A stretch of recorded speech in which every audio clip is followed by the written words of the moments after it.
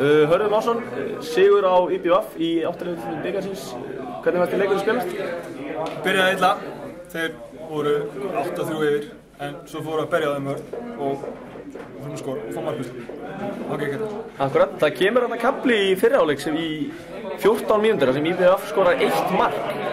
Já, það kannski sýnir aðeins hversu vörnin var öflug þarna í þessu leik. Já, við fórum að kveikja það að vaða út í skýtnum. Það er að skora. Akkurat. Sverrir kemur inn á loka markinu. Já, markværsla mjög góð, Sverrir kemur inn á það fyrir Helga og tekur mjög marga bolta og svo í seinni hálfleik kemur Helgi aftur inn og tekur bolta og þetta hefur kannski ekki verið mikið hjá okkur í vetur, þetta er gífulega jákvætt. Þetta er bara það sem þarf að vera að vinna leiki. Vörnin getur ekki vinna leiki, Einmitt.